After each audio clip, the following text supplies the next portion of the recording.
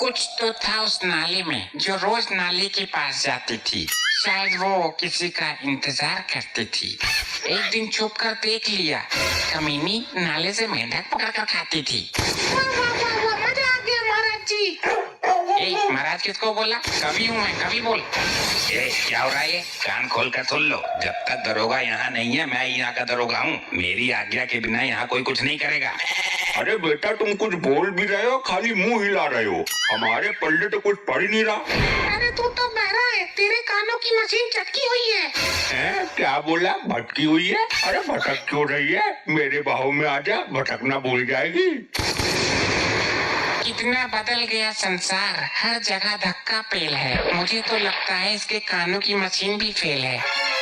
क्या बोला? तेरी रखेल है? तेरी हिम्मत कैसे हुई इसको रखेल बोलने की? बुट्टे, तू मुझे यहाँ थाने में भी बदनाम कर रहा है।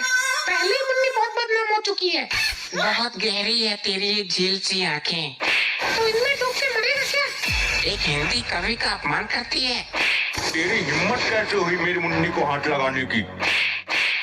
रोको इन दोनों को। मैं कैसे रोक सकती हूँ? मैं तो एक अबला नारी हूँ, लेकिन तुम तो यहाँ के थानेदार हो, तुम रोको। लेकिन झगड़ा तो तेरे ऊपर हो रहा है ना। लुगाई कहीं भी पहुँच जाए, लेकिन झगड़ा करवाने से पीछे नहीं हटती। यही एक जगह रह गई थी, यहाँ भी करवा दिया। के भाई, क्या हो रहा है हमारी गैर हाजिरी में? कुछ नहीं सर। ना कुछ तो हो रहा है। चलो हमें बताओ इनके बारे में। जी सर। सर ये जो है, ये हिंदी के कवि है, कविताएं सुनाते हैं। और भाई ये वृद्ध मानव कौन है?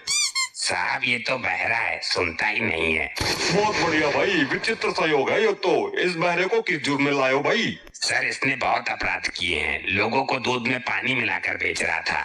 सर इसने मुझे भी पानी का दूध दिया था कई बार। अच्छा भाई, कितना पानी मिलाया था तूने मुन्नी बाई के दूध में? अबे बोला ही ना ये तो। आशिकी के मामले में ये भी थी पूरी हिस्ट्री सीटर। कांस्टेबल साहब पहले ये बताइए, मुन्नी दूध देती थी कितने लीटर? अबे ये क्या बक रहा है तू थाने में? ऐसी हरकत करना दंडनीय अपराध है मूर्ख कवि। अरे जितनी दूध की मात्रा होगी उसी हिसाब से पानी मिलाया होगा उसने। उसे बताइए कितना दूध देता था, तभी तो बोलेगा वो। लगता है इस बहरे ताऊ को उल्टा लटका कर 3rd डिग्री देनी पड़ेगी। भाई मार्कंडे, तू उससे बहस मत कर। क्या कहा भैंस? लगता है दरोगा जी मुझसे भैंस के बारे में पूछ रहे हैं। मेरा काम भी तो दूध का ही था। साहब मुन्नी भी कम हरामी नहीं थी अपने टाइम की, चाहे इस बहरे से ही पूछ लो। बता भाई, मुन्नी कैसी औरत थी? सर काली थी। अबे दरोगा जी के सामने तो झूठ मत बोल कम से कम। मुझ पर ना जाने कितने फिदा हुए थे और कितने इस दुनिया से मेरे चक्कर में अलविदा हुए। अच्छा ये बताओ और क्या खासियत थी इसमें? साहब उसके पीछे एक लंबी पूंछ थी। हे राम, कितना झूठ बोलता है ये बुड्ढा। अच्छा और क्या देखा तुमने उसमें? सर वो दूध बड़े आराम से निकलवा लेती थी। एक टाइम में 8 लीटर दूध देती थी। क्या लगता है दिमाग बाथरूम में छोड़ाया है ये? नहीं, हे राम, मैं मर जाऊं। ये शांत खड़ी रहो वरना जमानत जब्त करवा दूंगा। अरे भाई ये बकवास बंद करो और सच बताओ, वरना थाने में झूठ बोलने का तुम्हें बहुत बड़ा दंड मिलेगा। बेटा सबकी टांग उल्टी करके मारूंगा। साहब थाने आने से पहले जब मैं उसे अंतिम बार मिला तो 9-10 महीने की ज्ञापन थी। भाई हवलदार, इस बहरे ने मेरा दिमाग सुन्न कर दिया है। और इसको क्या हुआ है बता। सर अब इससे और कुछ मत पूछना वरना मैं बेहोश हो जाऊंगा इस बार। बिल्कुल सही कर रहा है हवलदार, उसको उधर खड़ा करो और इसका भी राज को बुलाओ भाई। कोई दीवाना कहता है, कोई पागल समझता है। तो पागल तो तू है ही, इसमें समझना क्या है? देख लो सर जी, समझा लो इसे, ये मेरी कविताओं का अपमान है। शांत खड़ी रहो मुन्नी, एक कवि के लिए उसकी कविताएं औलाद से बढ़कर होती हैं।